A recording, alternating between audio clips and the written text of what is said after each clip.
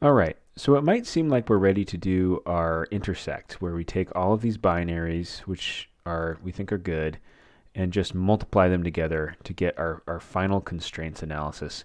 But you might notice something kind of funny about these two bottom layers, and it's that they have holes in them, right? So not water. Actually, it looks like there's a not water raster, but then like we see the DEM kind of below, right?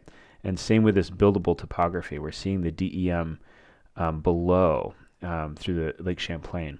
And that's because there's no data there. And no data isn't really something we have to deal with too much in vector because every vector object is either just drawn or not drawn. And where it's drawn, there can be null attributes, but it's never like, no data. But there's still pixels being stored there. But if I was to click with my identify tool, you'll watch over here, and we have ones, we have zeros, but then we also have these kind of no data values. And I'm not going to get crazy into it right now, but some data sets, for instance, this was derived from an elevation data set. And the lake, perhaps for some reason, they decided to just not include information about the lake because it's water. Sometimes it sloshes one way or the other, and maybe they didn't want to measure it for that reason. And so, it looks like we're getting some pretty basic, there's some data. I don't know how they decided to process it that way, but it's just kind of an artifact of whatever they decided to do when they made the data set. But this no data will behave strangely in raster calculator. You can use it, and occasionally you can even use it to kind of act as like a cookie cutter where you know that if there's ever no data, then whatever processes you try to push the raster through, it will just cut out that part of the analysis. I'd prefer for us to be able to have all of our rasters just be zeros and ones because I know that raster calculator will appreciate it and it'll run a lot better if we don't have any no data values. So classifying out no data is actually not as simple as it seems. It's kind of annoying. You might think, okay, well, maybe there's a no data value in the raster, and you'd be right. If we opened up buildable topography and looked at this, the information here, we could scroll down in this metadata and find that the no data value is negative 3.4 times 10 to the negative, times 10 to the 38th. So there is a value that for some reason they've plopped, and most rasters do this. They have some absurd low number as kind of a value that the raster holds to indicate that there's no data there. But we can't just, because of the file format, we can't just use the raster calculator and do our booleans or our kind of reclassification using our operators to get rid of that. But there is a workaround. And so what we're going to do is use a Saga tool to reclassify our raster to be exactly the same, and then we're just going to change those no data values to zeros. So what I'd like to see is instead of this kind of empty file here, we're going to just take this no data value and we're going to make it all, this will all be red as well, just like the rest of this. So they'll be all zeros instead of no data. And the tool that we use to do that is if you just type in reclass, it's a Saga tool called Reclassify Values, not the simple kind, but the normal one here. And Saga, I actually really like Saga. It reminds a lot of people of some kind of old school, if you actually open up the program of Saga, it looks kind of like Nintendo or some early 90s graphics. But it's got a lot of great tools. They're a little old and sometimes clunky, but I think at the end of the day they're kind of sturdy. I like them because if you learn to use them, they'll work every time. It's just learning to use them that's the trick. Anyway, so the Reclassify, you might have seen on some of my videos, you can actually use a raster calculator to reclassify a raster, but at least in ArcGIS, there's a tool called Reclass that you use a lot with rasters, and it's a really simple tool that QGIS doesn't have. So this Saga tool is kind of the closest we can get to the Reclass tool in Arc. So what you do is you open up the tool, we've got buildable topography, and our goal at the end of the day is we just want to actually replace no data values. That's the entire reason we're using this tool. But because it's Saga, it wants us to fill out every single field, even though we don't actually want to reclass. We want this to be the same exact raster, except just change the no data values. So if you're skipping this, it's probably fine. But if you're going to try to do a lot of raster calculator things and you want to get rid of no data values in the future with raster, then it's good to know how to get rid of no data if you have to. So that's what this video is for. So buildable topography, we're going to use a simple table. There's a couple different versions you can do.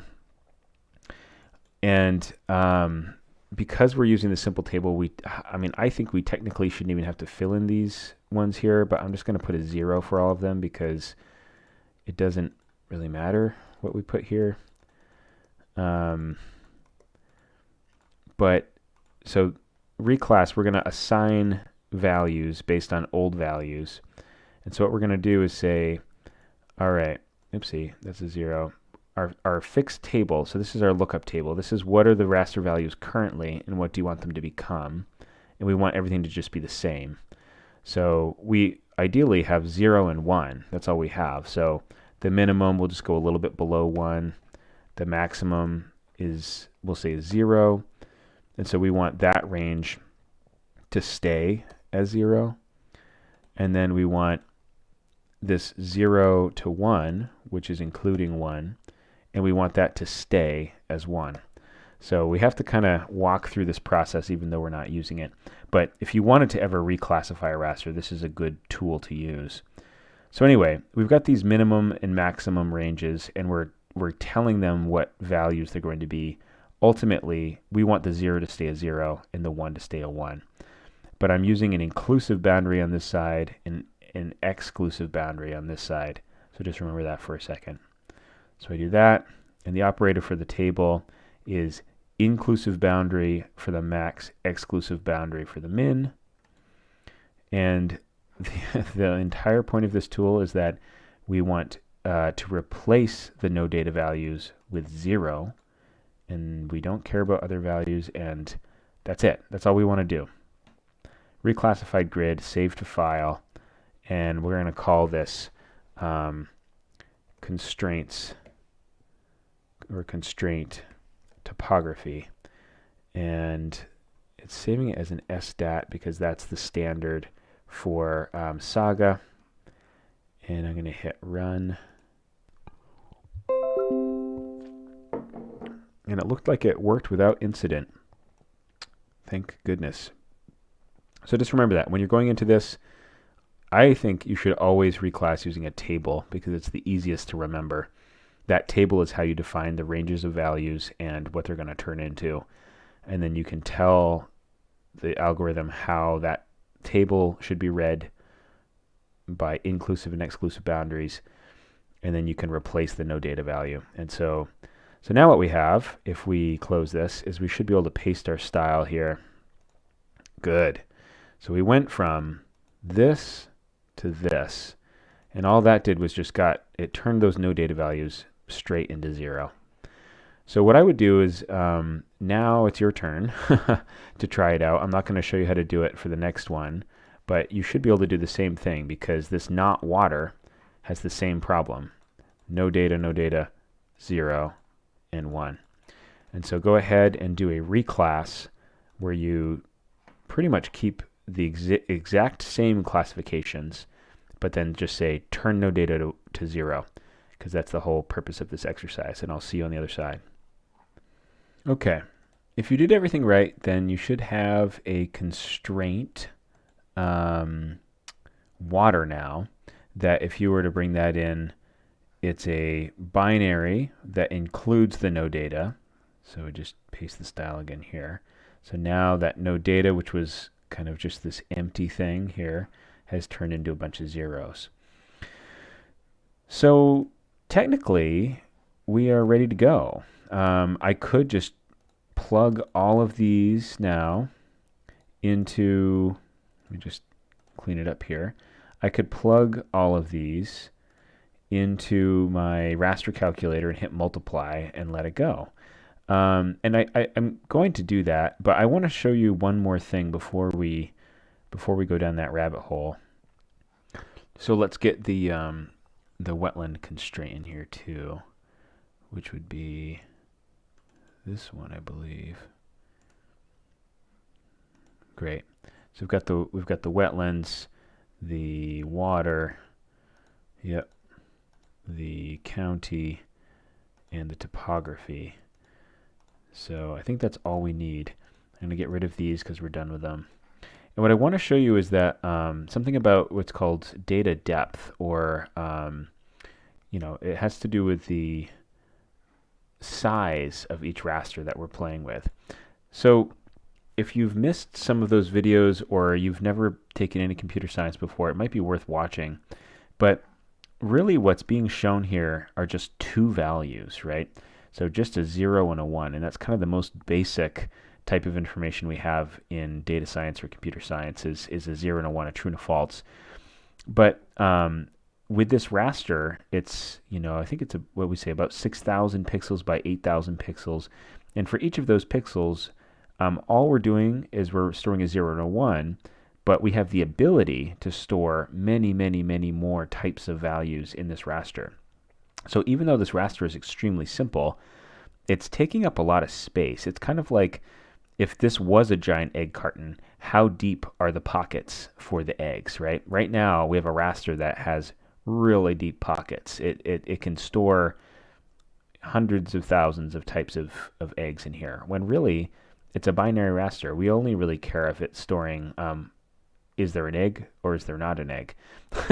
So not to, I push metaphors too far, I know, I do it a lot.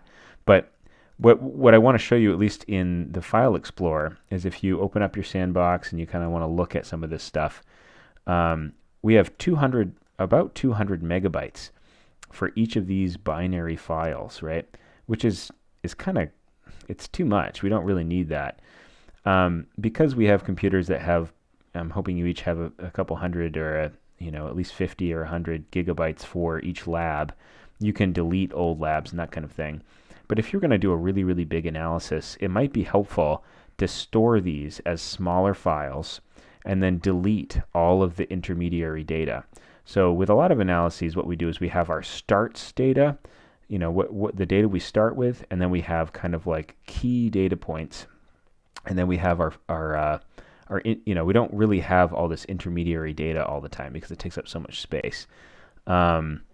So what I want to do is I'm going to show you how to translate or convert these into a smaller file so it takes up less space. And so what I think I want to do is actually, under constraints, I'm going to create a new folder, and I'm going to call this binaries. And this is where we're going to run our analysis. And so I'm going to save all of these binaries into this as a smaller file just to show you how to do it. So we're going to use the tool called translate. All right. And not a super complex tool, but it looks more intimidating than it really is. Just pick for yourself one of the layers that you want to kind of convert here. Maybe not constraint county. Let's do the wetlands one here. So constraint wetland buffer. What we're going to do is, if you have the advanced parameters closed, open them up. And I'm just going to show you what it does to switch it to a byte. So right now, it's based on this the original kind of DEM, which was I think a double or kind of a long floating point type of data type, where it stores many types of values because it knows its elevation, and it was designed that way so it could have many decimal points as well. And so we're going to switch it to a 0 to 255, meaning a 256 kind of options, so an 8-bit or a single byte kind of opportunity for every pixel. And when we say convert, we're going to save it into our new file, and or new folder, and we'll call it Constraint Wetland. And I'm just going to run it, and I'll show you what it does. It's pretty fast, and of course we're going to find out that there's a problem, and that it reconverted these zeros to no data because for whatever reason this tool assumes that 0 means no data. So it's kind of a pain in the butt, and if we were thinking about our analysis a while ago, maybe we would have done a conversion early on and not had to convert twice, But on the plus side, our file that used to be almost 200 megabytes is now, is now down to 50 megabytes. So it is 1/4 the size it was. And if we were to just, we could even run that tool again. Let's just try the wetlands again because I think it's interesting. We can go byte, but if we did one type of just even a low compression here, where we're telling it to, some of these higher compression things can augment the image a little bit. The low compression just takes redundant types of, like if it says 11111 for a really long time or 00000, it kind of enumerates it and packs it together into other bits. And so, if you did a low compression on a byte, then you're going to get it. I'll show you. It's going to be even less. Constraint wetland compressed. And let's just see what that pumps out here.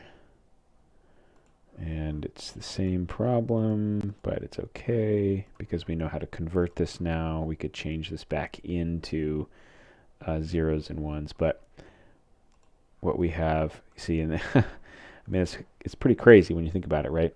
We had a file that was almost 200 megabytes, which is 5 of those is a gigabyte of space. That's a lot. That's a lot. And then we compressed it down into something that's barely a megabyte big by just a very simple compression and turning it into a byte. So this doesn't work with a lot of more complex types of data, but with binaries or integer rasters, it's worth learning a little bit about it so that you can compress it. Okay, I've brought us to the end of our data prep for our big intersect, our big moment, to just see how all these things interact and what we consider buildable. What I'll provide you with the weekly data are these 4 kind of constraints here, the trimmed down versions. But I'm going to run the tool in the next video showing you both sets. They should be exactly the same data, just a different data storage type, but there may be slight differences, and so I'll talk about that next video. But we're going to run raster calculator, do a logical kind of and do an intersect between all of them, and then we'll summarize using a tool called zonal statistics, and that will be the end. Thank God. Some of you are thinking probably of the tutorials for this week. So thanks for sticking with it, and we'll see you in the next video.